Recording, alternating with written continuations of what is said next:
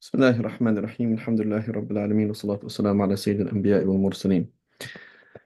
So inshallah ta'ala, we want to um, do this class on takhrij of ahadith in the Kutub al-Sitta. Why are we going to do that? You could say, well, if they're in the Kutub al-Sitta, shouldn't I already be able to find a hukm on it? So yeah, that's true. But one of the key things is learning how that works, A. And B, when we are studying hadith, there are a lot of baby steps that are not taught to us. There's lots of key things that we kind of are assumed to know or assumed to be familiar with, but we're not actually familiar with at all. And so one of these key things is just getting used to two particular books. Two particular books. One is Tahdhib al-Tahdhib, Ibn Hajar al-Asqalani. The other one is Tuhfat al-Ashraf by Al-Hafidh al-Mizzi. So as we know, when we're doing takhrij, we're trying to find every single chain that's possible, look at all the different chains, find the madar of the hadith, and then start doing hukum on the narrators. Now, that's quite a big task. That is a huge task. So one good way to kind of just train ourselves in this is to take a hadith and just take a minuscule part of that task, right? Take a hadith that's already in the 6 books. Okay, we'll be able to find a hukum on it anyway. Look it up in Tuhfat al-Ashraf, find the madar, and then start looking at our narrators. So we look here, for example, this hadith of Tuhfat al-Ashraf is going to give us a chapter. Okay, the chapter is going to be a particular narrator, right? A particular narrator. And it's going to give us, for example, so-and-so from so-and-so from that person, right? So he's going to give me Sa'ad ibn Abi Waqqas, for example. This is Sa'ad ibn Abi Waqqas, and key people narrating from them. Okay? So here, for example, from his one of his sons, Ibrahim ibn Sa'ad ibn Waqqas, etc. So I find the hadith. I might not know who exactly is narrating from him, but at least I know the narrator. So here's a hadith. I have the narrator. I look it up in Tuhfat al-Ashraf based on what? The topic? No, based on the narrator.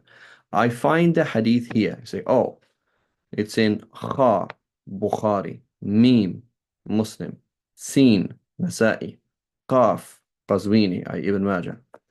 The hadith. أنه قال لعلي إلى آخره, right? So I find this hadith, okay? Then it's going to help me find the madar. In Bukhari, okay? It's Bukhari narrating from Bundar.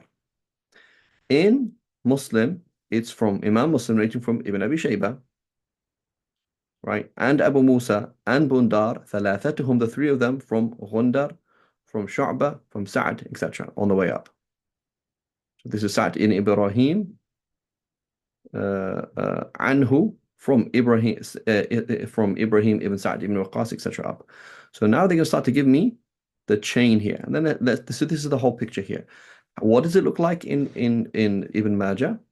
Right here, you can see this here. What does it look like in Ibn Majah? How is it found in Ibn Majah? How is it found in Nasa'i? Okay, and where is the madar? And so here, if I look at the madar, where does it all go through? It says all of them.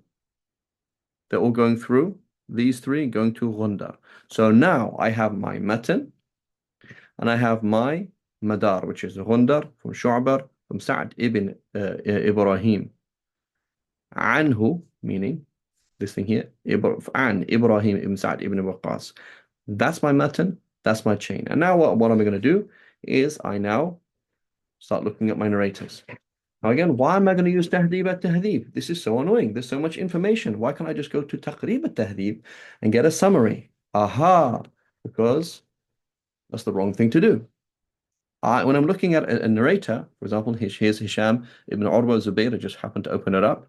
I don't want to know if he's a good narrator or a bad narrator, because that's an oversimplification. I want to know specific details. Okay, so for example, in the chain that I found, for example, that Hisham is narrating from Urwa ibn Zubayr.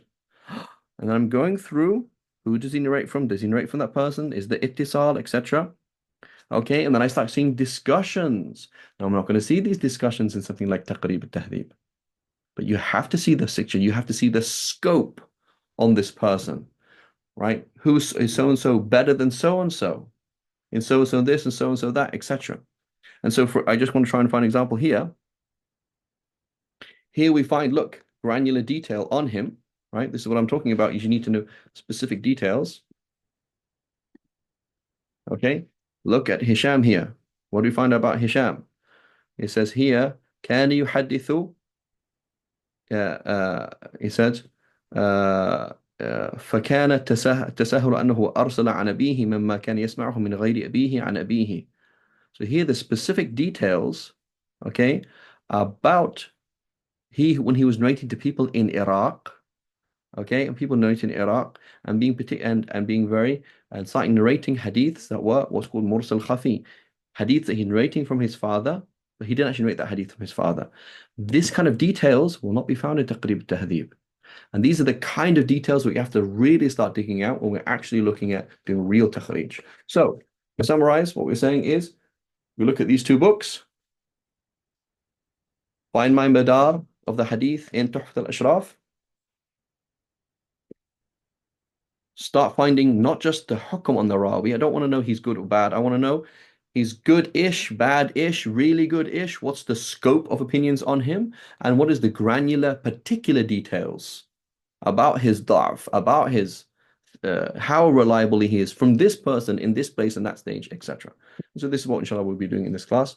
وصلى الله على سيدنا محمد وعلى آله وصحبه وسلم.